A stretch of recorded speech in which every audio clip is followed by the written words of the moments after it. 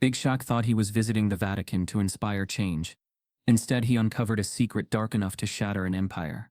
When whispers of betrayal reached Pope Francis himself, a dangerous alliance was born behind closed doors. Hidden tapes, stolen lives, and centuries of corruption, all buried under marble and gold. Now, with the world watching, Shaq has one shot to reveal the truth, before powerful enemies silence him forever. What he exposes will leave history gasping for breath. Before we deep dive into this interesting story, subscribe to our channel, and tell us where are you watching from. Share in the comments below. The studio lights burned hotter than the Florida sun, but Big Shaq didn't flinch. He smiled, broad and easy, flashing that familiar warmth millions adored. His oversized frame barely fit in the sleek leather chair, but somehow he made it look natural. Leaning back, laughing along with the host's easy jokes about basketball, celebrity, and life after the NBA. To the audience at home, it was just another daytime talk show segment, a feel-good moment, featuring one of America's favorite giants. But behind that colossal smile, a secret twisted like a thorn in his chest, bleeding a truth too heavy to carry much longer. The cameras rolled, the host teased about old rivalries. Shaq threw his head back and bellowed that famous deep laugh. Yet every hearty chuckle was a stitch holding back the seam of a revelation that could shatter faith across the globe. The world saw Big Shaq, the legend, the entrepreneur, the gentle giant, but none of them saw the battle raging beneath his polished exterior. None of them knew he wasn't here just to reminisce about championship rings and shoe endorsements. Today was different. Today, history balanced on the edge of his tongue. Somewhere behind the gleaming studio backdrop, producers whispered in earpieces, cueing commercial breaks and prepping the next questions. But Shaq's mind wasn't in the studio. It was in a cold stone room, thousands of miles away, deep in the belly of the Vatican. It was with a trembling old man draped in white robes, a man who the world called His Holiness, but who, in a cracked voice on a hidden phone line, had simply called himself Francis, and begged Shaq for help. Big Shaq blinked against the bright lights, his mind flickering back to that night, months ago. A phone number he didn't recognize, ringing after midnight. His gut told him not to answer. But something, maybe fate or maybe just the spirit of his mama's teachings, made him swipe the screen. "Shaquille," the voice had said, gentle, almost afraid. "I need your strength. Not your hands, but your heart." That call changed everything. Now, with millions of eyes watching, Shaq shifted in his chair. He rubbed his palm against his jeans, a casual move, nothing for the cameras to notice, but it was really to wipe away the sweat pooling in his hand. His heart thudded against his ribs, loud enough he wondered if the lapel mic would pick it up. He smiled wider to cover the storm inside him. The host leaned in, sensing an opening. "Big Shaq, you've seen it all. Championships, business empires, a larger-than-life career. But if you could share one thing the world doesn't know about you, what would it be?" Shaq chuckled, that practiced easy sound, and leaned into the microphone. "Man, y'all know me. I keep it real. I love my mama. I love my kids, and I love making people smile." The audience clapped on cue, some even standing. But inside, Shaq felt the moment cracking open. The truth clawed at him, desperate to be set free. He wasn't here to talk about sneakers or fast food commercials. He was here because the world deserved to know that not every man in a robe spoke for God. Some spoke only for power, for greed, for the darkness that hid behind stained glass and golden chalices. Shaq's mind flickered again, to Pope Francis, how the man had spoken with tears in his eyes, confiding in him about a bishop rotting the church from within. A man using his position to silence, to steal, to perpetuate the quiet racism that festered behind sacred walls. Shaq hadn't wanted to believe it. Raised by a praying mama who loved the Lord with a fierceness that could move mountains, he had built his faith on trust, on goodness. But faith didn't mean blindness. And when Francis, leader of 1 billion souls, had confessed his helplessness, Shaq had known he couldn't turn away. Still, sitting here now, with laughter echoing around him, and the host grinning wide, Shaq hesitated. This wasn't just about exposing one man. This was about shaking the very pillars of belief for millions. Could he really do it? Was he ready to be the man who ripped off the veil? The host shifted, sensing Shaq's slight withdrawal. He tried to keep it light, tossing another playful jab about Shaq's larger-than-life persona. "Man, with your size you probably scared the Pope himself when you met him, huh?" Shaq chuckled again, but it wasn't the same. It was tighter, rougher. The audience laughed, oblivious. Shaq leaned back in his chair, letting his eyes drift upward to the banks of hot lights glaring down. He thought of his mother, Lucille, and her voice whispering in his ear when he was just a boy. Tell the truth, no matter what, even when it hurts. Especially when it hurts. The moment sharpened around him like a knife's edge. His smile slipped. Just a fraction. But it was enough. A few audience members caught it. That flicker of something raw, real, unscripted. The host faltered, unsure whether to lean into the tension or pull away. The producers buzzed urgently in the host's ear. But Shaq didn't notice. His world narrowed to a single point, the truth waiting on the tip of his tongue. He shifted forward, elbows on knees, the mic catching his low rumble of a voice. You know, he said, sometimes, the people you look up to, the ones supposed to lead you, they ain't always who they pretend to be. The host blinked, thrown off the easy rhythm. The room's energy dipped into something heavier, something electric. Shaq pressed on, his voice gathering strength. I met a man with a crown, a man supposed to be holy, and he told me about the snakes hidin' in his garden. The audience fell silent, sensing the change, the rawness peeling back the polished surface. Shaq smiled again, but this time it wasn't for the cameras. It was bitter, sad. He told me about a man wearing robes, preaching peace, preaching love, while behind closed doors, he was spreading hate, hurting people, stealing from them, crushing the ones he was supposed to lift up. The host's face had frozen in a rictus of polite horror. He didn't know whether to cut to commercial or ride the wave. The producers barked in his ear, but the momentum had shifted, and there was no stopping it now. Shaq leaned closer to the mic. His voice dropped to a whisper, but it carried through the studio like a bell tolling for judgment. It ain't just about one man. It's about what happens when we let power cover up the truth, when we let fear shut our mouths, when we see wrong and we turn away 'cause it's easier. He straightened, towering, radiating a quiet, furious strength. Not me, not today. For a heartbeat, the world held its breath. Shaq sat back, breathing hard, the weight of what he had set in motion crashing over him. The host stammered, trying to pivot, to patch the hole in the show's shiny facade. But it was too late. The audience buzzed, whispers rippling like a wave across the studio. Shaq smiled once more, softer now, almost serene. He had cracked open the door. The flood would come later. He didn't need to name names today. The seeds were planted. The truth had a way of growing, even through stone. Behind the cameras, the producers scrambled. The network executives panicked. Phones lit up across newsrooms. Something had shifted in the air. Something real and raw and unstoppable. And somewhere far away, deep inside the ancient stone corridors of the Vatican, a man in white robes bowed his head in prayer and smiled, because the storm had begun, and Big Shaq had just thrown open the gates. It was a night like any other, humid and slow, the Florida breeze barely rustling the palmettos outside Shaquille O'Neal's sprawling home. The kind of night where the world felt distant, softened by the lull of late shows and the quiet humming of crickets. Shaq sat on his back porch, a cold glass of sweet tea in his hand, feet kicked up, staring at the stars. He had built a life many envied, championships stacked high, businesses thriving, a legacy cemented in the concrete of American dreams. But even a man as towering as Shaq could feel small under a sky like that, when the questions of life whispered louder than the praise of crowds. His phone buzzed against the table, slicing through the peaceful haze. He glanced over lazily, expecting a text from one of his kids, or maybe a late-night joke from an old teammate. But the screen flashed a number he didn't recognize. International code, restricted ID. Shaq's gut tightened. Nothing good ever came cloaked in secrecy. He almost ignored it, almost let it buzz itself into the night. But something in his bones stirred, an old lesson from his mama. When you're called, you answer. He picked up. At first, there was only static. Then, a voice, thin and cracked with age, but powerful in a way that made Shaq sit up straighter. Shaquille, it said, intimate, almost pleading. It is Francis. Shaq's heart jolted. He knew the voice.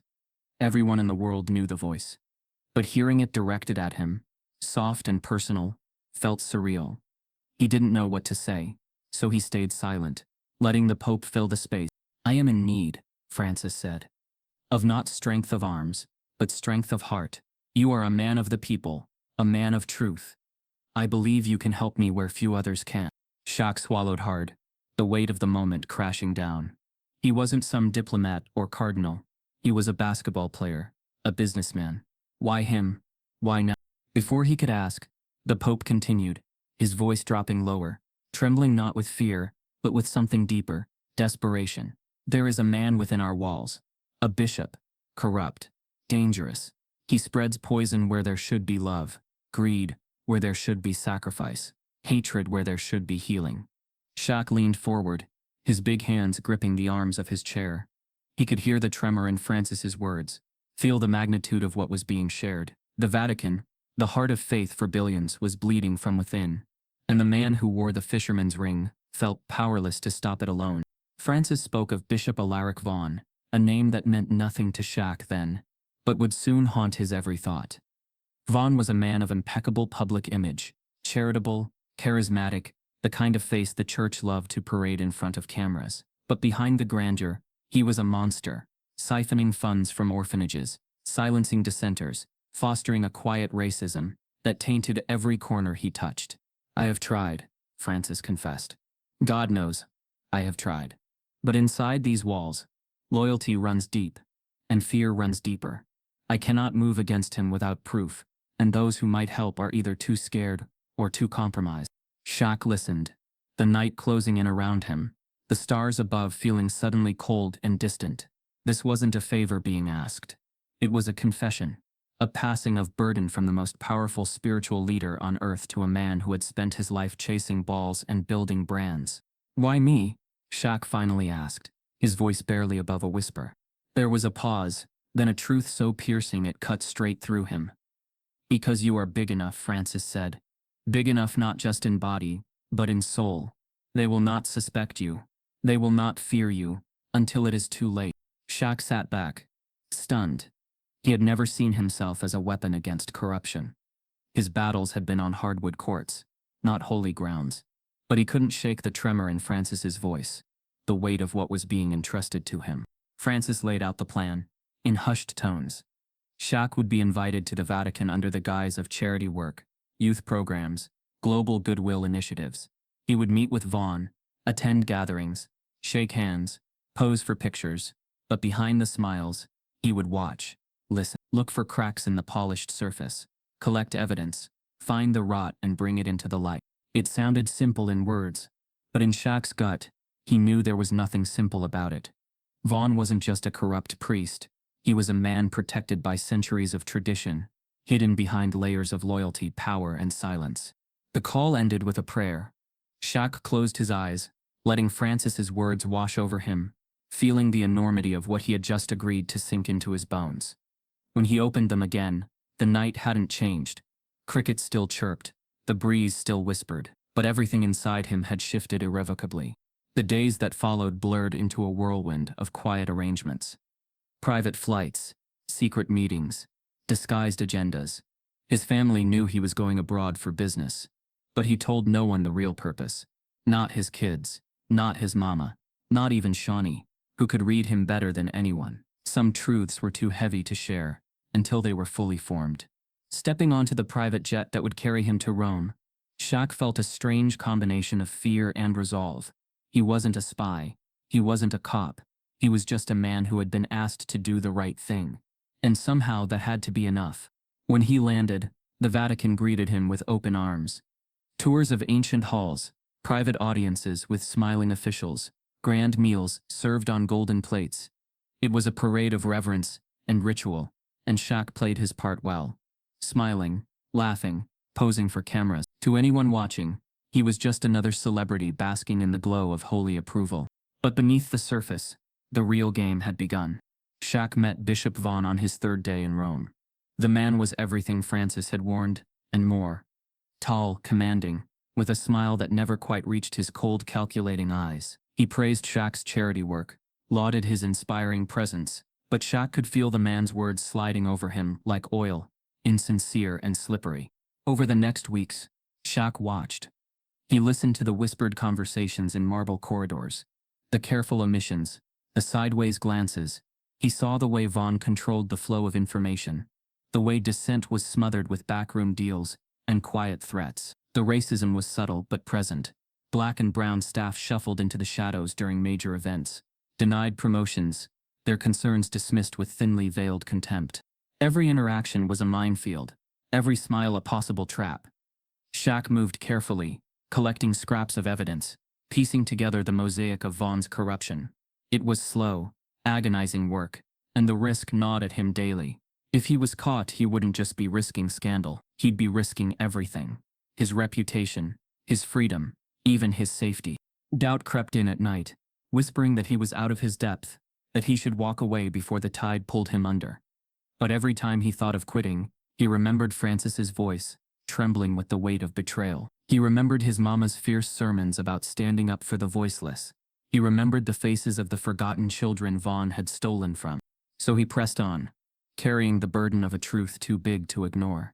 Now sitting in that studio under the glare of television lights, Shaq felt the full circle of that phone call wrap around him. It had begun with a plea whispered across continents, and it would end with a truth shouted into the heart of the world. He wasn't ready, he was terrified. But he would do it anyway, because sometimes the world needed a giant to tear down the walls others were too scared to touch, and Big Shaq was ready to shake the earth. The Vatican was a kingdom of stone and whispers, where centuries of secrets slept beneath every frescoed ceiling and gilded altar. Its halls echoed with footsteps softened by generations of fear and reverence, and in its marble veins, power moved unseen, carefully, like blood through a cloistered heart. Among these ancient corridors walked Bishop Alaric Vaughan, a shadow-given flesh, a man who had mastered the delicate art of hiding wrought beneath robes stitched in gold. To the faithful, Vaughan was a titan, a rising star who spoke of charity and justice with a voice that could move congregations to tears. His sermons were broadcast across continents. His photo appeared alongside heads of state. His hand blessed the poor in ceremonies that filled cathedral pews and media screens. He was the very image of holiness. But behind the mask, Alaric Vaughan wore a different face, and it was a face only a few had ever seen. Those who saw it rarely spoke again. He moved with a predator's grace, never rushing, never panicking, always one step ahead of suspicion. Corruption was not an act for him. It was a nature as effortless as breathing. He skimmed money from disaster relief funds, siphoned donations meant for hungry mouths into offshore accounts, traded favors like currency among the elite, all while smiling warmly over steepled fingers at the faithful who knelt before him. He was careful, meticulous, ensuring no paper trail ever pointed directly to him. Those who questioned too loudly found themselves reassigned to faraway dioceses, their reputations quietly smeared, their voices drowned beneath the thunderous machinery of institutional preservation. In the dark corners of the Vatican, among the whispers of low-ranking clergy and the weary sighs of aging nuns, stories bloomed like mold. They spoke of Vaughan's private dinners with billionaires, his subtle manipulation of doctrine to serve political agendas, his chilling disdain for the poor he publicly claimed to protect, and threading through all of it, like a poison vein, was the ugly truth few dared admit aloud. Alaric Vaughan's racism was as polished as his public persona. He preferred white faces in the photographs that adorned the Vatican's grand halls. Black and brown priests found themselves blocked from advancement, their applications lost, their achievements diminished. Charitable funds intended for African villages mysteriously evaporated, rerouted to projects that lined the pockets European developers. When questioned, Vaughan would smile and nod, deflect with silky words about financial prudence and organizational priorities, and the questions would die away suffocated by his authority. Pope Francis had seen it. He had seen it and grieved, powerless within his own sanctified fortress. Vaughan's network of loyalty was too deeply embedded, too skillfully cultivated. Cardinals who owed him favors, administrators whose careers he had made, bureaucrats who had quietly become rich under his silent patronage. They closed ranks around him, a wall of respectability shielding Ra. Every attempt Francis made to dislodge Vaughan met a smiling refusal, a procedural dead end, a stone-faced council unwilling to touch the untouchable. The Pope was not a man, easily defeated. He had risen from the slums of Buenos Aires, carrying the weight of poverty and injustice in his very marrow. But here, in the towering sanctuaries and endless marble corridors of the Vatican, even he found his hands tied by centuries of political inertia. Vaughan knew the system too well. He knew that accusations without proof would be swallowed by bureaucracy, lost in the labyrinth of church hierarchy. He knew that whispered rumors were no match for carefully managed public images. He knew that faith, once shaken, could fracture the world, and that fear of that fracture was the greatest weapon he wielded. Francis had watched, helpless, as Vaughn's influence metastasized. He had watched young priests of color, quietly pushed out of key roles. He had watched funds meant for hospitals in Haiti vanish without explanation. He had watched promising reforms suffocated by procedural delays. Vaughan orchestrated with a flick of his hand, and through it all, the bishop maintained his saintly facade, his smile as pristine as the white silk of his vestment. The Pope prayed. He counseled. He fought in the shadows, and still the bishop remained. Until the night he made the call to Shaquille O'Neal. He needed an outsider, someone too big to intimidate, too independent to bribe, too beloved by the public to destroy without risking blowback. Someone whose very presence disrupted the carefully choreographed dances of Vatican politics. Shaq was that man, a mountain draped in humility, a symbol of resilience, a soul that still burned bright with a boyhood sense of right and wrong that no amount of fame had dulled. And so the plan had begun. Meanwhile, Bishop Vaughan continued his reign in the shadows, unaware that the first cracks had formed beneath his feet. There were signs, if one knew where to look. A priest, Father Emile Cross, reassigned suddenly to a remote outpost in the Middle East after he questioned the disappearance of charitable funds. A young nun, Sister Amelie Burke, whose petition for an investigation into racial discrimination had quietly disappeared. Her convent dissolved within months. A seminarian, Noah Delaney, who had committed suicide under circumstances that raised whispers of blackmail and humiliation, whispers that were quickly silenced under layers of official sorrow. Each of these broken lives was a note in the symphony of corruption. Vaughan conducted with masterful precision, each an echo of the greater crime unfolding in the holy city's heart. Shaq learned these stories slowly, piecing them together from hushed conversations, stolen glances, the heavy silences that spoke louder than words. He met Father Cross late one night in a dim cafe just outside the Vatican walls, the priest's face gaunt with fear. Cross had tried to warn others, he said. He had gathered documents, testimony, but every door had closed in his face. Every appeal had been met with polite refusals, or veiled threats. "You don't understand," Cross whispered, glancing around the cafe like a hunted man. "Vaughan isn't just protected, he is the protection. People believe if he falls, the whole damn house comes down." Sister Amelie's story was worse. Shaq found her in a small convent in rural Tuscany, tending a garden that barely fed the nuns who remained. Her once bright eyes dulled by betrayal, she told him of racial slurs whispered under breath, of minority clergy assigned the most grueling tasks, overlooked for promotion, pushed out with quiet cruelty. She had fought back, filed reports, collected statements. Then, overnight, her convent was deemed non-viable. Her sisters scattered across parishes where their voices would be drowned in isolation. "They make it look like bureaucracy," she said, her voice brittle. "But it's targeted, calculated, and it never touches Vaughan's hands, always through intermediaries, always just enough plausible deniability." The more Shaq uncovered, the heavier the burden grew. This wasn't just about one man's corruption.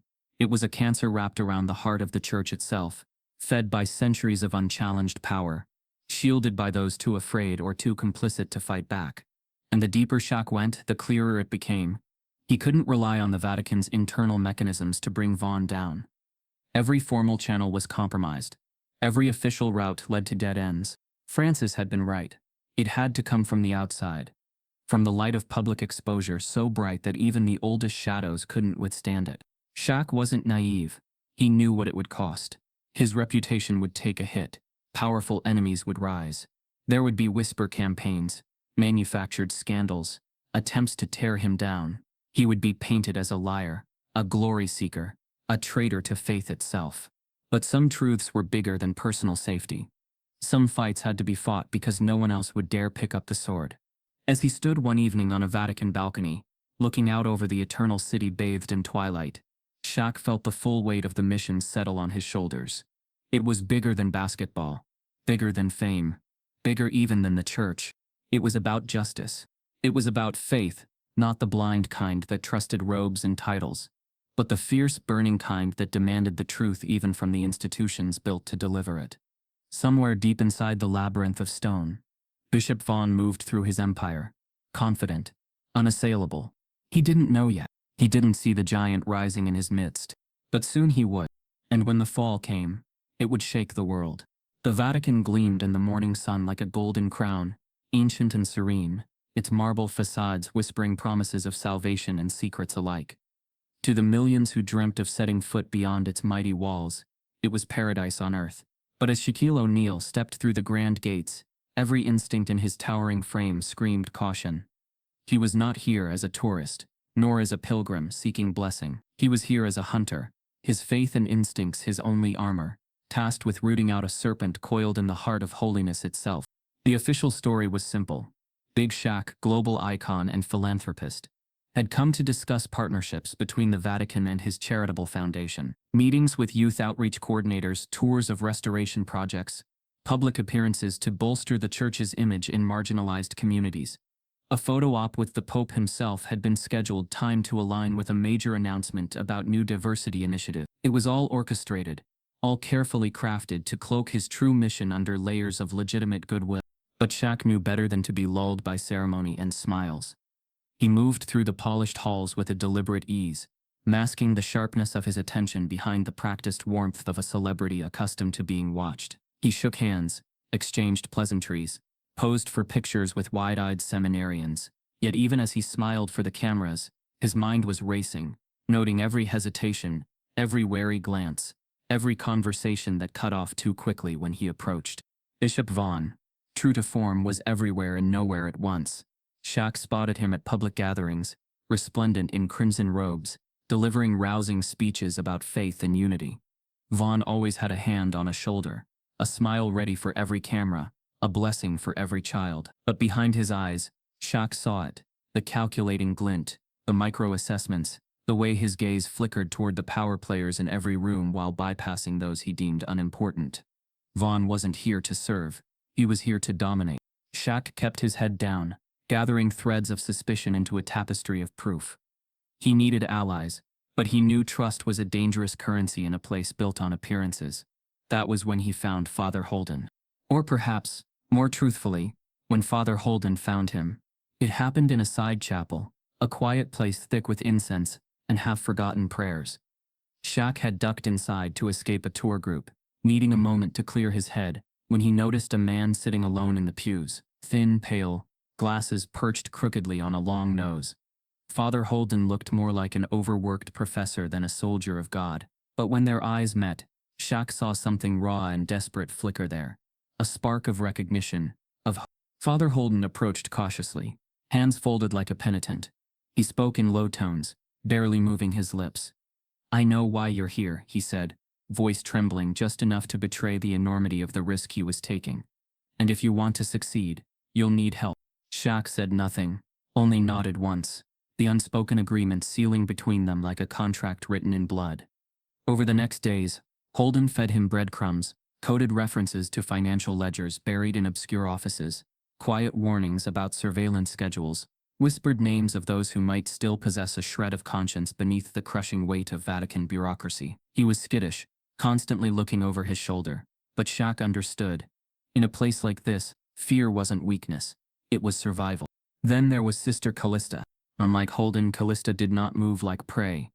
She strode through the corridors with a straight back and fire in her veins, a defiant presence in a sea of deference. She was young by Vatican standards, barely into her 30s, with sharp features framed by a simple black veil, but her eyes burned with a righteous fury that no amount of pageantry could extinguish. Shaq encountered her after a youth conference where he had delivered a speech about unity and empowerment. As the crowd dispersed, she approached him, cutting through the swirling masses with the precision of someone who had decided long ago never to let herself be ignored. "You don't belong here," she said bluntly. No preamble, no smile, not in the way they think. Shaq raised an eyebrow, amused and intrigued. "And what way is that, sister?" Callista's mouth curved into a grim line. "As a trophy, a shield, proof that they're changing without actually changing anything." Shaq liked her immediately. He leaned in, voice low. "Maybe I'm here for another reason." Her gaze sharpened. "Good. Because if you're looking for truth, you'll need more than charm and good intentions." They met later in the dead hours of night, tucked into forgotten corners of the library archives where the dust of centuries muted every sound. Callista came armed with documents, photocopies of budgets that didn't add up, anonymous letters from clergy of color detailing discrimination, records of land sales that enriched a handful of European developers at the expense of African parishes. "I've been gathering this for years," she said, sliding the papers across the worn table. "But alone it's noise, easily silenced. With you, maybe it can be a signal loud enough they can't ignore." Shaq sifted through the evidence, feeling the gravity of each sheet settle on him like stones, added to a drowning man's pockets. This was it. Proof not just of financial corruption, but of systemic rot, of a rot that used piety as camouflage for prejudice and greed. But gathering evidence was one thing. Surviving long enough to reveal it was another. Every step Shaq took was watched, every conversation, every smile, every movement parsed and analyzed. Vaughn's network was vast and unseen, a web of eyes and ears hidden among the faithful and the fallen alike. Mistakes were not an option. Still, Shaq pressed forward, using his status as both shield and sword. The very thing they underestimated, a celebrity outsider, became his greatest weapon. Where a priest might have been silenced, Shaq was indulged. Where a lower-level worker would have been dismissed, Shaq was invited deeper into the machinery, given tours of inner sanctums meant to impress but instead revealing cracks he could exploit. He saw the segregated accounting offices where minority staff were kept invisible. He visited charity projects that existed only on paper. He heard the cold contempt in Vaughn's voice when speaking about aid initiatives in less strategic regions, a euphemism for brown and black communities. It sickened him, but it also steeled his resolve. Father Holden proved invaluable in navigating the political minefield. Using his knowledge of Vatican protocol to guide Shaq's steps, Sister Callista fed him a steady stream of hidden truths, each more damning than the last. Together they formed a fragile, desperate alliance, a handful of righteous souls against an empire of corruption. The plan crystallized slowly. Shaq would compile the evidence. He would build a case so airtight that not even Vaughn's web of lies could smother it. Then, when the world was watching, he would tear off the mask. But timing was everything. Strike too soon, and they would be crushed. Wait too long, and the trail would go cold, buried beneath new scandals, new distractions. In the quiet moments, when fear gnawed at the edges of his confidence, Shaq thought of his daughter Moira, of her bright future, of the world he wanted her to inherit. He thought of his mother Lucille, who had taught him to stand tall even when the ground shook beneath him. He thought of Pope Francis, risking everything to support him from within. And he thought of the millions who looked to the church for hope, who deserved a truth untarnished by corruption. The days bled into nights, the mission consuming him. Shaq moved through the Vatican like a living contradiction, a smiling celebrity above suspicion, a relentless investigator below the surface. He played his part to perfection, all while tightening the noose around Bishop Vaughn's neck. The bishop sensed something, eventually. Shaq could feel it in the way Vaughn's smiles grew tighter, the way his handshakes lingered a second too long, the way meetings were shuffled, and access subtly restricted. The game was reaching its final act, and both men knew it. But Shaq wasn't afraid. He had walked into the heart of a kingdom built on centuries of power, carrying nothing but faith and fire. And soon, the world would know what he had found.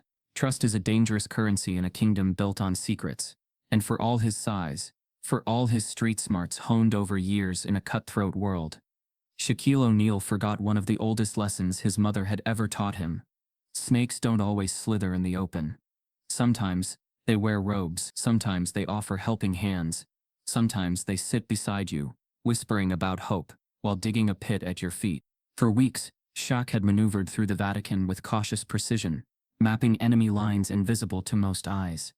He had played his role so perfectly that even Vaughn, for all his cunning, hadn't moved to strike yet. Evidence was stacking up in secret files tucked beneath Shaq's mattress at the Vatican guest house. Paper trails, testimonies, photos, enough to bury Vaughn so deep that even centuries of church tradition couldn't protect him. And through it all, Shaq had leaned heavily on Father Holden, the nervous priest with trembling hands and a desperate need to see change. Holden had been the first to offer help, the first to whisper names, and lead Shaq through the labyrinthine corridors, where truth slept, wrapped in chains. Shaq had trusted him, needed him. In a place where every wall listened and every smile hid teeth, Holden had been a life raft. But trust is a weapon too, and Shaq was about to learn just how sharp it could be. It started subtly, the way betrayals often do. A document Shaq requested through Holden never arrived. A meeting that was supposed to be private felt watched. Sister Callista warned him in clipped tones during a rushed encounter in the library's undercroft. "Be careful who you lean on," she said, her sharp eyes scanning the shadowed corners. "Not every man trembling is trembling for the right reason." Shaq wanted to believe it wasn't Holden. That fear made a man fumble. That under pressure even the faithful could slip without malice. But something gnawed at his instincts. A quiet wrongness he couldn't shake. He told himself he was imagining it. That paranoia was the enemy of progress. He told himself that right up until the night everything shattered. It was meant to be the final piece. The clinching proof that would expose Vaughn's corruption beyond argument. An off-the-record ledger showing where the stolen charity funds had gone, who had signed off, who had benefited. Holden had whispered about it with urgency, insisted they meet in the archives after midnight when most of the Vatican staff would be asleep. Shaq agreed, heart pounding with the promise of finally closing the noose. He arrived in the archives on silent feet, his massive frame somehow blending into the shadows. Holden was already there, a thin figure outlined by the pale light from a dusty overhead bulb, clutching a worn manila folder to his chest. "I got it," Holden said, voice breaking with emotion. "This is it, Shaq. Everything we need." Shaq stepped forward, reaching for the folder. When the air shifted, a door groaned open across the hall. Heavy footsteps, voices, too many for a simple midnight meeting. Panic ignited in Shaq's gut as realization dawned with sickening clarity. It was a trap. Holden's face twisted, not with guilt, but with a bleak, broken kind of apology. "I'm sorry," he whispered, just loud enough for Shaq to hear over the approaching storm. "They got to me." Shaq froze for half a breath, the betrayal carving deep into his ribs. Then he moved, instinct overriding shock. He snatched the folder from Holden's limp hands, ducked low behind a row of shelves just as the first figures stormed into the room. Vatican security, not guards armed with guns, but enforcers armed with authority, with the power to disappear a man without a ripple. They were shouting now, spreading out methodically, sweeping the archive rows. Someone barked Shaq's name, ordering him to come out peacefully, to answer for unauthorized activities. Shaq pressed himself flat against the cold stone floor, his mind racing. If they caught him here, with those documents, it wouldn't matter that he had truth on his side. Vaughn controlled the narrative. Vaughn would spin it as a breach of trust, a violation of sacred spaces. Shaq's name would be dragged through the mud, his evidence buried, his mission destroyed. He had to escape. He waited until the footsteps passed his hiding spot, counting the seconds like drumbeats in his chest. Then, with the practiced stealth of an athlete who once moved through defenders like a ghost, he slipped between shelves, heart hammering, muscles coiled for flight. The exit was blocked. 2 guards posted like sentinels, eyes sweeping methodically. Shaq doubled back, praying the maze of archives held another path. His hands brushed cold stone, dusty books, forgotten relics of faith's history, as he moved deeper into the labyrinth. Behind him, the searchers grew frustrated. Orders sharpened. Flashlights stabbed the darkness, slicing too close for comfort. Shaq forced himself to breathe slow, to think. Panicking would get him caught. A narrow stairwell loomed to his left. Ancient, half-crumbling. Without hesitation, he took it, moving upward into claustrophobic darkness. The stairs twisted endlessly, and when he finally burst through a hidden door into a small courtyard, moonlight slashed across his face like a blessing. Freedom was close, but not guaranteed. He ducked low, hugging the walls, every muscle taut. He could still hear them, the angry shouts echoing off marble. The whole compound would be on alert soon. He needed to disappear completely, until morning. Moving through the shadows with a grace that belied his size, Shaq slipped into an old storage wing, one rarely used, except during holy festivals. He wedged himself behind towering crates of ceremonial banners, and waited, forcing his breathing into shallow, silent gasps. The night dragged on, slow and merciless. Shaq's mind raced, cataloging the betrayal, the narrow escape, the precious folder now clutched against his chest like a shield. He thought of Holden, his pale face crumpling under unseen threats, the way fear had twisted loyalty into something deadly. It hurt, more than he expected. Shaq had wanted to believe there were still men of conscience behind the walls. Now he saw how deep Vaughn's corruption ran, so deep that even the good broke beneath its weight. As dawn streaked the horizon with bloody light, The Vatican's search began to slow. Shaq waited until the outer courtyards buzzed with the normalcy of early mass preparations, then moved carefully, blending into the flow of clergy and workers. No one looked twice at him. Just another visiting dignitary with places to be. Back in his guest quarters, Shaq locked the door, bolted the windows, and finally dared to open the folder. What he found chilled him. It wasn't just Vaughn. It was a network.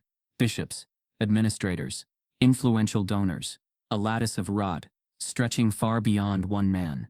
Vaughn wasn't operating alone. He was the keystone in a cathedral of corruption built on centuries of unchecked privilege. The truth was bigger than Shaq had feared, and more dangerous. He realized then that exposure wouldn't just bring down Vaughn. It could fracture the Vatican itself, send shockwaves through the faith of millions. It was a burden few men could bear. But Shaq knew he hadn't come this far to flinch. Still, trust was dead. From now on, he would walk alone. No more secret meetings, no more whispered alliances. Only the truth, raw and shining, and his own strength to carry it forward. The betrayal had carved something new into him. Something colder, harder, a clarity born of fire. Big Shaq was done playing the game on their terms. It was time to flip the board. The studio air crackled with tension, so thick you could almost see it hanging between the polished cameras and gleaming floor tiles. Every light burned white-hot. Every lens aimed unflinchingly at the towering figure seated center stage. Big Shaq sat back in his chair, a mountain of calm to the untrained eye. But underneath the surface a storm raged.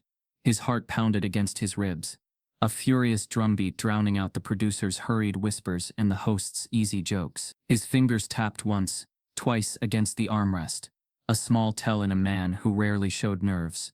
This was it. No turning back. No safety net. The host smiled too broadly, sensing something different but not daring to name it.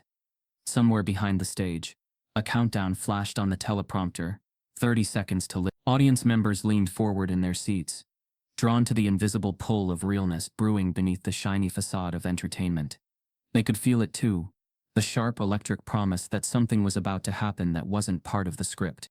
Shaq rolled his shoulders once, loosening the tension coiled in his muscles.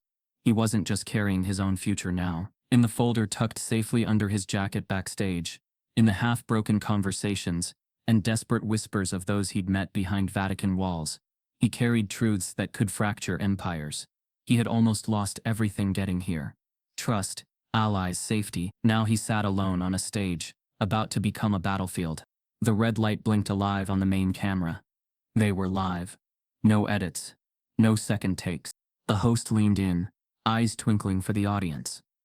Shaq, you've lived a big life: basketball, business, philanthropy. You've seen the world. But you've hinted you have a bigger story to tell today. Something personal, maybe even world-shaking. The audience chuckled nervously, unsure whether this was a setup for another celebrity anecdote or something heavier. Shaq smiled faintly, feeling the weight of millions of eyes on him. He took a breath so deep it stretched the seams of his tailored jacket. "Yeah," he said slowly, his voice a low rumble filling the studio. "Bigger than basketball. Bigger than me." The host laughed again too quickly, trying to keep it light. "Come on, Big Shaq, don't keep us in suspense. What's on your heart?" Shaq leaned forward, elbows resting heavily on his knees. He clasped his hands together tightly, a man anchoring himself against the rising tide. His voice dropped, each word hitting the air like a small explosion. "You ever been somewhere you thought was pure, untouchable, holy?" His gaze swept the crowd, pinning them to their seats. "And then you find out it ain't as clean as you thought?" The room went silent. Not the hushed anticipation of entertainment. Not the polite quiet of a listening crowd. This was real silence, the collective breath held when the world teeters on a precipice. The host's smile faltered, sensing the danger but powerless to steer the ship away now. Shaq continued, slow and steady. "I've walked among marble walls, so bright they blind you, sat in rooms filled with gold and promises.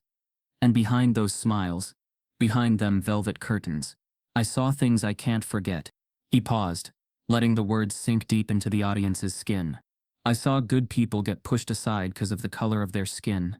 I saw money meant for the poor line the pockets of the powerful. I saw prayers used like currency, traded for silence."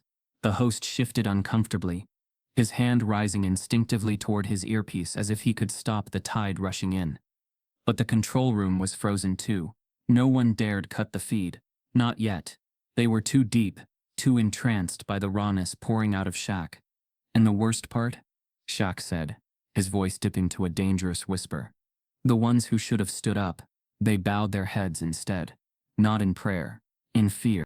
A collective shudder rippled through the audience. They weren't breathing. They weren't blinking. They were perched on the knife's edge between revelation and collapse.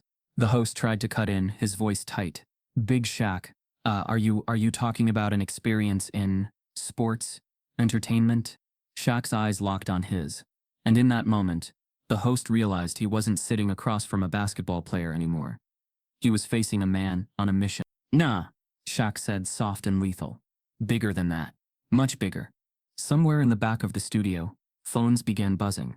Newsrooms watching the live feed scrambled. Producers gestured wildly behind the cameras. Cut to break. They mouthed, "Cut now," but the host hesitated, trapped between professional survival and the irresistible gravity of truth. Shaq let the moment stretch until it nearly broke. Then, like a man setting a slow-burning fuse, he dropped the first spark. "You know," he said casually, "sometimes the real court ain't made of hardwood. It's marble. And sometimes, the foul play ain't about missed calls. It's about lost souls." The words hung there, thick with meaning. The audience murmured, a low, uneasy sound, like the first rumbles of a distant storm. They didn't have the full picture yet, but they knew. They knew this was not a stunt. This was not entertainment. This was an earthquake building beneath their feet. The host forced a laugh, desperation bleeding through. "Shaq, you're, speaking in riddles, man. Can you be more specific?" Shaq smiled, slow and sad. "Not yet," he said. "But soon. Real soon." He rose from his chair then, towering over the set, over the audience, over the carefully manufactured illusions cracking open around them. He wasn't angry. He wasn't shouting. He didn't need to. Truth, when carried with enough conviction, doesn't need volume to be heard. He adjusted the lapel of his jacket and faced the camera directly, breaking the unspoken rule of television: never look too long, too hard into the lens. Never remind the audience that you see them seeing you. "I've been in places y'all dream about," he said, voice steady as bedrock. "I seen men y'all trust do things you wouldn't believe. I got stories that'll make you question what you kneel for. And in time, you'll hear every last one." A beat. Then, softer, almost a benediction. "The higher the walls, the darker the shadows they hide." And with that he walked off the stage, leaving the host stammering, the audience buzzing like a live wire, and millions of viewers glued to screens that suddenly felt far too small to contain the moment. Backstage, chaos erupted. Producers shouted into headsets. Assistants scurried after Shaq, pleading for clarification, for calm, for damage control. But he ignored them all. He moved through the labyrinth of hallways, with singular focus, the coded truth already detonating in the wider world. Within minutes, social media exploded. Clips of his cryptic words flooded timelines. News anchors cut into regular programming. Speculation roared to life. What was he talking about? Who was he accusing? Where had he seen such corruption? Shaq kept moving, his heart still pounding but his mind clear. This wasn't the full reveal. Not yet.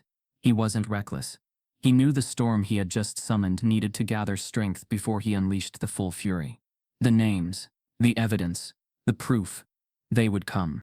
But tonight, he had lit the first fire. He had shattered the illusion of untouchable sanctity. He had made the world look closer, question deeper, feel the tremor running under their feet. And somewhere deep within the ancient walls of the Vatican, Bishop Vaughn would be watching. Would be feeling the foundations shift. Would be scrambling to contain what could no longer be hidden. Shaq smiled grimly to himself as he disappeared into the night. The point of no return wasn't coming.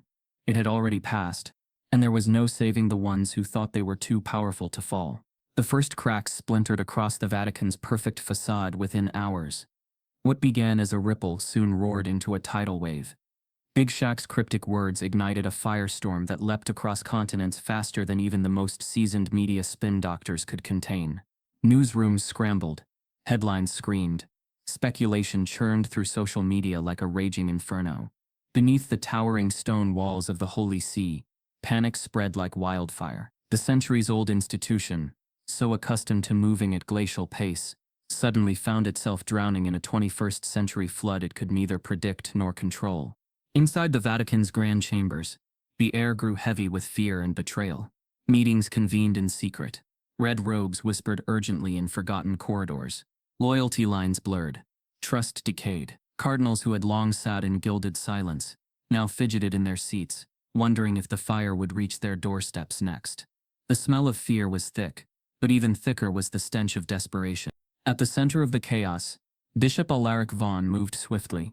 He was a man who had built his empire on controlling perception, and he would not go down without unleashing every weapon in his arsenal. Vaughan had spent decades cultivating alliances within the Vatican's media apparatus, pulling strings both sacred and secular. He activated them now without hesitation, weaving a counter-narrative designed to crush Shaq before the spark he lit became a full-blown revolution. The first salvos were subtle, op-eds questioning why a basketball player, a man with no theological background, would dare to insinuate corruption within the church. Anonymous sources whispered to friendly journalists that Shaq had been emotionally unstable during his Vatican visits, suggesting fame had bred delusions of grandeur. Carefully crafted articles hinted that Shaq's words were fueled by resentment, ambition, even racial sensitivity, weaponizing his blackness against him without ever daring to say it outright. Networks picked up the talking points with mechanical efficiency. Commentators wrung their hands on air, debating whether Shaq was misinterpreting complex Vatican procedures or pushing personal grievances.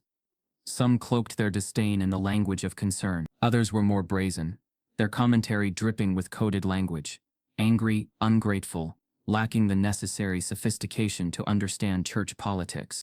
Shaq watched it all unfold from the shadows, feeling the familiar sting of a weapon he knew all too well. Racism had always been a shapeshifter, sometimes snarling and obvious, sometimes dressed in the fine silk of respectability. Now it slithered across every screen, painting him as unreliable, emotional, dangerous. It burned, but it didn't break him. If anything, it hardened his resolve. Meanwhile, Pope Francis stood at the eye of the storm, battered but unbending. He had spent his life fighting quiet battles, choosing diplomacy over confrontation, patience over rage. But now, as Vaughan unleashed his fury, Francis realized there could be no more waiting, no more hoping the rot would cleanse itself. In a small, dimly lit chamber, far from the grand halls, Francis met with his most trusted advisors, those few who had not yet been compromised by Vaughan's sprawling network. They sat around a rough wooden table, scarred by age, their faces grave, the weight of centuries pressing down upon them. "He's moving faster than we thought," one whispered, controlling the message, controlling the anger. Francis nodded slowly, his eyes hollow but fierce. "Then we must move faster still." He laid out the plan, simple and audacious. They would not defend themselves against Vaughan's lies. They would not wade into the swamp of distorted narratives and manipulated truths. Instead, they would go silent for a short time, letting the world's hunger for answers grow unbearable, letting Vaughan believe he had the upper hand. And then they would strike, not with whispers, not with denials, but with undeniable proof, hard evidence, irrefutable, unspinnable facts, tapes, documents, eyewitness accounts, the rot exposed in the full light of day. Francis would time the reveal carefully, unleashing it when Vaughan felt most triumphant, most certain of his victory. The bishop's arrogance would be his own undoing. The plan was dangerous, reckless even. But Francis understood something. Vaughan never would faith. Real faith was not a thing that could be killed by scandal or shaken by exposure. True believers could survive hard truths. What they could not survive was the slow poison of corruption hidden in the dark. Elsewhere, Vaughan basked in his apparent triumph. He orchestrated public masses adorned with excessive pageantry, made appearances on friendly Catholic television channels, spoke of unity and forgiveness with syrupy ease. He wrapped himself in the symbolism of tradition, presenting himself as the steady hand guiding the church through turbulent times. The world, he proclaimed, must not be distracted by those who seek personal glory through division. And behind closed doors, Vaughan worked feverishly to seal Shaq's fate. Private investigators were dispatched to dig through Shaq's past, to find any shred of scandal, any misstep that could be twisted into ammunition. Old friends were contacted under the guise of interviews, hoping for careless words that could be weaponized. Vaughan even floated legal action, a quiet threat meant to intimidate Shaq into silence. But none of it stuck, because what Shaq carried was bigger than rumors or lawsuits. It was truth. And truth, when finally unbound, had a power no machine of lies could withstand. Shaq kept moving carefully. He refused interviews, declined appearances, spoke to no one but those closest to him. The media painted his silence as guilt, as arrogance, but he understood the game. Every word he spoke could and would be twisted. Better to let the storm rage and save his voice for the moment that truly mattered. He worked quietly with Sister Callista, who had risked everything to smuggle crucial documents out of the Vatican. He stayed in touch with Pope Francis through encrypted channels, coordinating the final steps. The world thought him beaten, isolated, shamed. In reality, he was gathering strength, watching as Vaughn danced on what he believed was Shaq's grave. The Vatican, once a fortress of composure, now simmered with barely concealed panic. Loyalists to Francis began to whisper more boldly. Factions formed, suspicion stained even the most mundane interactions. Every misstep, every rumor, every leaked email fed the growing fire. Shaq could feel it, the tipping point approaching. The moment when the truth would no longer be a whisper in the dark, but a roar that could not be silenced. He sat one night in a modest Roman apartment, staring out over the ancient city bathed in moonlight. He thought about everything that had led him here, the betrayal, the fear, the loneliness. He thought about the faces of those who had trusted him to carry this burden. Sister Emily, Father Cross, Noah Delaney, whose life had been crushed by a system too blind or too greedy to save him. And he thought about the millions who still believed in something greater than power, who still knelt in dusty chapels with tears in their eyes and hope in their hearts. He would not fail them. Whatever it cost, however high the price, he would see this through. Because some things were too sacred to be allowed to rot in silence. Because faith was not the enemy of truth. It was its fiercest ally. As dawn broke over Rome, the final pieces slid into place. The tapes were ready, the documents secured, the witnesses prepared. The storm had howled long enough. It was time to let the lightning strike. And this time, there would be no running from it. The Vatican's labyrinthine underbelly had witnessed centuries of secrets, wars plotted behind altar walls, kings crowned and dethroned, sins confessed and forgotten. But nothing it had ever hidden could match the explosive truth now buried deep in its forgotten catacombs, wrapped in dust and silence. The evidence that could tear apart the walls of the world's oldest institution lay waiting, fragile and damning, and it was up to Big Shaq and Sister Callista to retrieve it before the final hour struck. Shaq moved like a shadow through the narrow corridors, his broad frame squeezing through archways, never designed for a man of his size. His heart thudded heavy in his chest, not from fear of being caught. He had passed that threshold long ago, but from the suffocating pressure of what they were about to uncover. Callista led the way, her black habit blending into the darkness, a wisp of determination and courage too fierce for any robe to conceal. The catacombs were a place even Vatican insiders avoided, a labyrinth of forgotten archives and dead-end tunnels, where light barely touched the stone. It was here, in a room long erased from official maps, that Father Cross before his exile had hidden the recordings, proof captured in desperate secrecy, Bishop Vaughn's voice spilling venom, laughing about funds diverted from black parishes to more photogenic projects, mocking African priests in vile terms, strategizing how to quietly suppress any accusations with bribes or career-ending threats. It was all there, if they could reach it. They turned a final corner, their breaths visible in the cold, stale air. Before them stood an iron door, unremarkable except for the rusted seal of a forgotten papal era etched above the frame. Callista produced a worn brass key from her sleeve, fingers trembling only slightly as she inserted it into the lock. "Once we take them," she whispered, "we can't go back. Vaughn will unleash everything he has." Shaq met her gaze, a steel resolve burning in his eyes. "Then we make sure the truth moves faster than he does." The lock clicked open with a reluctant groan. Inside, the room was small, lined with rotting wood shelves and ancient scrolls that crumbled at the touch. In the far corner, hidden beneath a broken crate, sat a battered metal box. Callista knelt, prying it open carefully, revealing a collection of old cassette tapes and a digital recorder, all carefully labeled in Father Cross's meticulous handwriting. Shaq reached in, his massive hands almost delicate, as he lifted the tapes. Each one was a time bomb, waiting for the right moment to shatter the illusion of righteousness. Vaughn had cloaked himself in. Callista checked the recorder, her face grim. "The files are intact," she breathed. "Audio, dates, Locations. We have him. Relief threatened to weaken Shaq's knees, but he pushed it down. They weren't safe yet. Not until these tapes saw the light of day. Not until the world heard the voice of corruption, tearing itself apart. They slipped out of the catacombs the way they came, moving swift and silent through the sleeping Vatican. Every sound, the scrape of a shoe, the distant clang of a bell, felt amplified, as if the very stones were holding their breath. They knew Vaughn's reach extended into every corner. If he even suspected what they carried, the full might of the church's unofficial enforcers would descend upon them. By the time they emerged into the early morning chill, Rome lay still under a blanket of mist.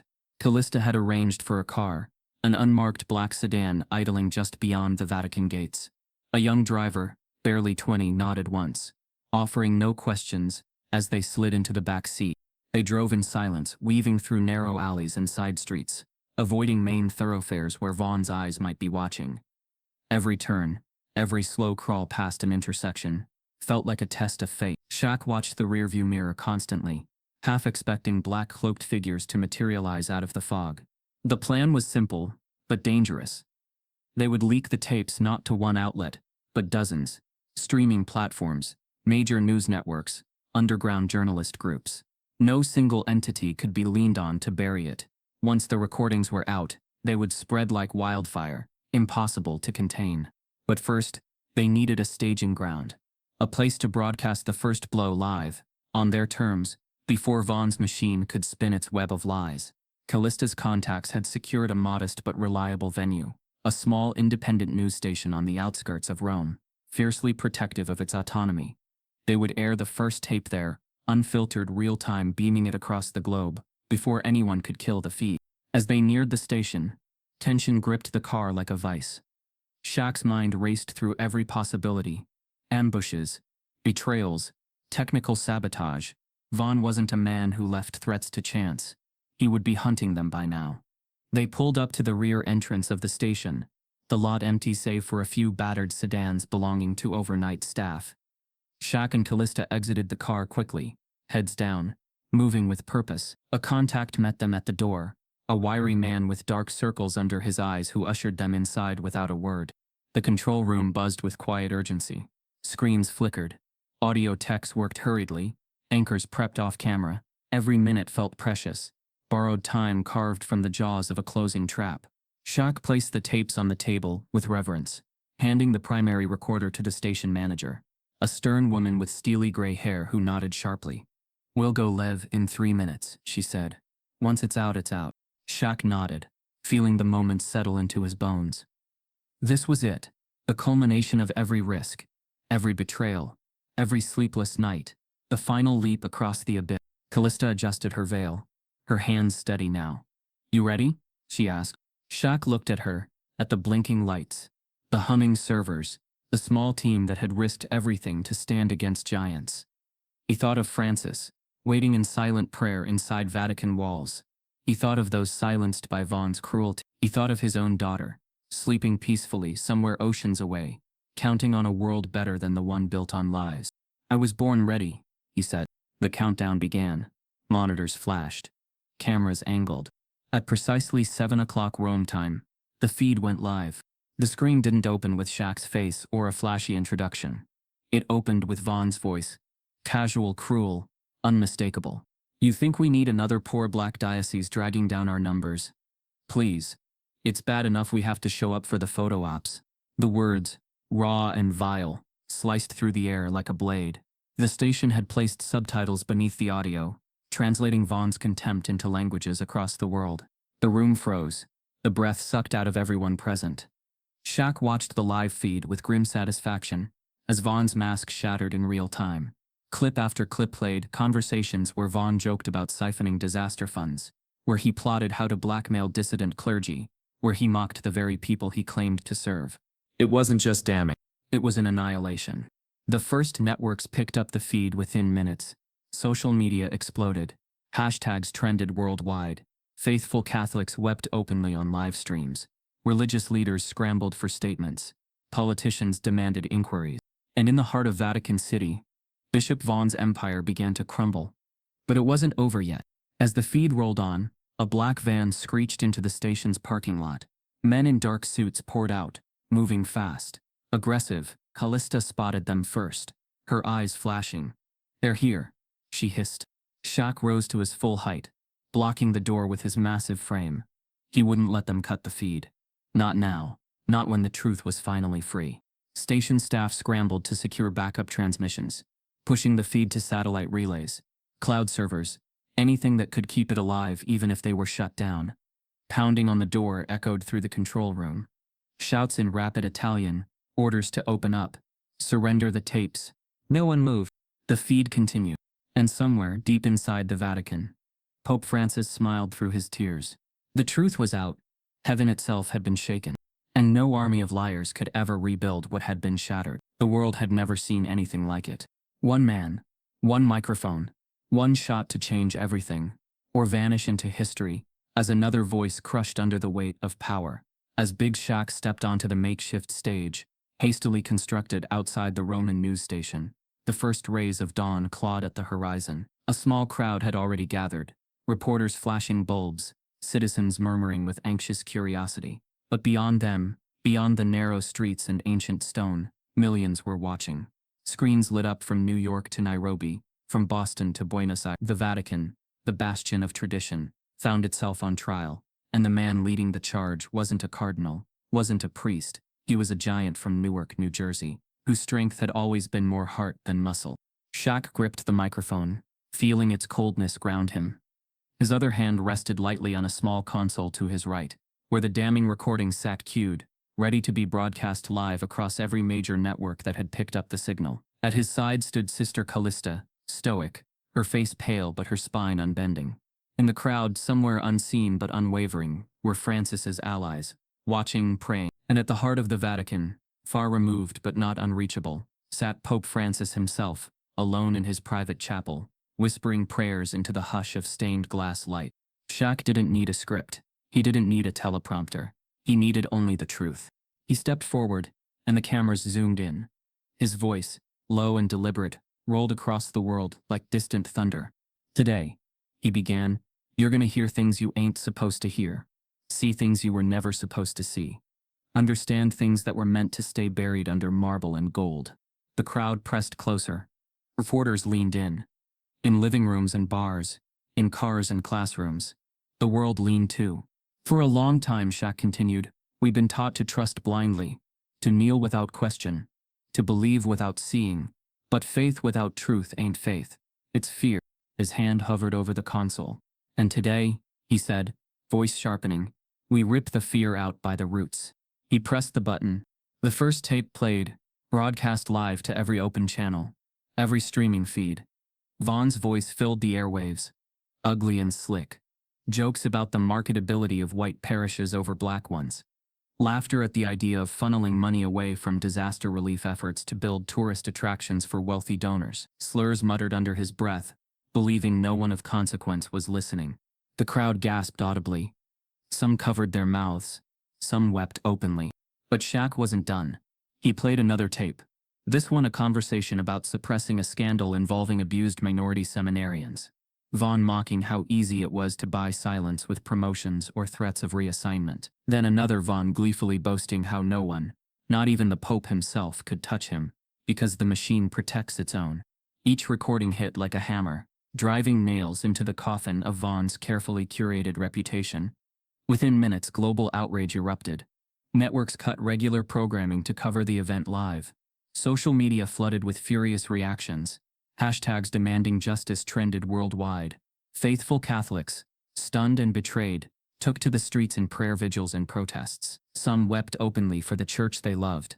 Others screamed for blood, furious that trust had been so violated. In major cities, protests bloomed spontaneously outside cathedrals. Petitions launched within hours, gathering millions of signatures demanding immediate reform, demanding that the Vatican root out corruption from its highest echelons. Meanwhile, inside the Vatican walls, Bishop Vaughn scrambled. He had underestimated Shaq. He had underestimated the speed at which modern technology could gut centuries-old defenses. His loyalists tried to spin it, claimed the tapes were deepfakes, fabrications taken out of context, but it was too late, too raw, too real. The voice was unmistakable, the casual cruelty, the unfiltered disdain. It couldn't be hidden behind pious platitudes anymore. Cardinals who once stood shoulder to shoulder with Vaughan began to retreat. Silent allies vanished into the marble corridors. The machine he had built with such meticulous care rusted and crumbled in real time. Pope Francis, watching the chaos unfold, made his move. Within hours, an official Vatican statement was released. Full cooperation with international investigations. Immediate suspension of Bishop Vaughan. A global council of inquiry, headed not by cardinals, but by independent lay leaders from across nations and races. A vow of transparency that shook the very core of an institution built on closed doors. It was unprecedented. It was seismic. It was necessary. Shaq stood quietly as the final tape played, showing Vaughan's brutal dismissal of Pope Francis's reforms, mocking the Pope's naive belief in dignity and diversity, bragging about how easily change could be suffocated by bureaucracy. The crowd outside the news station boiled with fury. But there was no violence, no rioting. There was only clarity, the kind of clarity that comes when a lie shatters and the raw, painful light of truth pours through the cracks. Reporters shouted questions at Shaq, dozens at once. How did you get the tapes? Are there more names involved? Are you afraid for your safety? Shaq raised one massive hand, silencing the clamor. I ain't the story, he said firmly. The story is the people who trusted the church and were betrayed. The story is the voices they tried to bury. The story is the truth, and the truth don't need me to protect it anymore. He stepped away from the microphone then, walking into the crowd as citizens and reporters parted before him like water before a ship. Some reached out to touch his sleeve. Some wept openly. Others simply nodded, eyes shining with gratitude. Across the globe, the world grappled with the aftershocks. Governments called for transparency from the Vatican. Human rights organizations demanded reparations. Religious leaders, those untainted by the rot, called for days of fasting and reflection. And slowly, painfully, the church began to change. The investigation into Vaughan revealed even deeper corruption. Accounts frozen, secret deals exposed, complicit officials dragged into the light. Vaughan himself, once untouchable, now faced charges in civil and religious courts. His titles stripped, his fortune frozen, his name reviled. It wasn't just a fall. It was a reckoning. And at the center of it all, standing tall, not because he sought power, not because he craved glory, but because he had the courage to stand when others bowed, was Shaquille O'Neal. He returned to Florida quietly, slipping back into the rhythms of home, away from the cameras, away from the noise. But the world didn't forget. They couldn't. His boldness had cracked the walls that power built to protect itself. His voice had carried the cries of the silent to every corner of the earth. In classrooms, teachers spoke his name as an example of integrity. In churches, priests spoke of justice and humility, citing the day when a man without a collar taught them what faith really meant. Children wore jerseys with his number not just for basketball dreams, but for the dream of standing tall against injustice. One evening, months later, Shaq sat on his porch again, the Florida breeze brushing soft against his skin. Mira sat beside him, her head resting on his arm. You scared? She asked, voice small. He thought about it, about the nights when fear gnawed at him, about the loneliness, the risk. He smiled down at her. Yeah, he said honestly, but being scared don't mean you stop. It just means you hold tighter to what's right. She nodded, understanding more than her years should allow. In the distance, church bells rang clear and clean, a sound older than history, now carrying a new note. A promise that faith, real faith, was not dead, that truth could rise even from the deepest shadows. And somewhere far away behind marble and stone, Pope Francis smiled quietly, the burdens on his shoulders a little lighter, knowing that sometimes the smallest crack could change the course of an empire. All it needed was one giant willing to swing the hammer. And sometimes, a beginning is enough. As for Bishop Vaughan, his trial loomed large on the horizon, promising to be one of the most scrutinized events in modern religious history. He issued no statements, granted no interviews. His empire of fear had crumbled, leaving him a relic of a world that could no longer sustain him. Shaq never spoke his name again. He didn't need to. His victory wasn't about destroying a man. It was about rebuilding something better from the ashes he left behind. The months slipped into seasons. Life found its rhythm again. Shaq spent his days mentoring young athletes, expanding his charity work, visiting schools and neighborhoods often overlooked by systems too broken to care. He never used the events at the Vatican as leverage for attention. In every gymnasium, every classroom, he carried the same message: stand up, speak truth, even when your voice shakes. Especially then, he stayed in touch with Sister Callista, who now led a new initiative within the Vatican, one focused on giving voice to the marginalized, to the forgotten. Father Holden, racked with guilt but determined to atone, testified against Vaughn, his confession playing a key role in dismantling what corruption remained. His penance was not easy, but Shaq knew real repentance never was. And Pope Francis? He grew older, frailer still, but more beloved than ever. He continued to push reforms, knowing he might not live to see all the fruits of his labor, but trusting the seeds he had planted would bloom long after he was gone. One morning, long after the worst of the storm had passed, Shaq rose before the sun, restless. Something in his chest stirred, a pull he couldn't ignore.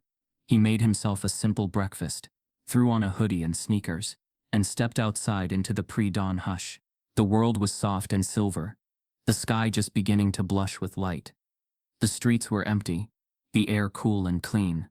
Shaq walked with no destination in mind, just a need to move, to breathe, to feel. He found himself at the edge of a small park near his home. A playground sat empty, swings swaying gently in the breeze. He sat down on a bench, hands clasped loosely between his knees, and watched the first sliver of sun crown the horizon. For the first time in a long time, he let himself feel it all. The anger, the fear, the heartbreak, the triumph, the loss. He thought about the people who had been hurt, the ones who didn't live to see justice. He thought about the faith that had been cracked, the trust that had been shattered, the slow, stubborn hope that was beginning to stitch it all back together. He thought about the price he had paid, and he thought about Mayara, about the world she would inherit. A world maybe just a little more awake, a little more brave because he had chosen to stand when it mattered. The sun rose higher, golden light spilling across the grass, the trees, the silent playground. Shaq leaned back, a slow smile spreading across his face. Not the practiced smile of cameras or crowds. Not the guarded smile of a man carrying too many secrets. A real smile, genuine, whole, hopeful. The world wasn't perfect. It was bruised. It was scarred. But it was waking up. And that, he thought, was enough for now. He closed his eyes, letting the sun warm his skin, the weight on his shoulders lifting at last. Tomorrow would come. Tomorrow would bring new battles, new voices, needing strength. But today was a new dawn. And Shaquille O'Neal, the giant who shook the heavens, was ready to meet it. The walls have cracked, but the real rebuilding starts with voices like yours. Stay awake, stay loud, stay fearless, because the fight for truth never ends. It only changes hands. And when the next secret stirs in the shadows, the world will need you to be ready. This isn't the end. It's just the first chapter we write together.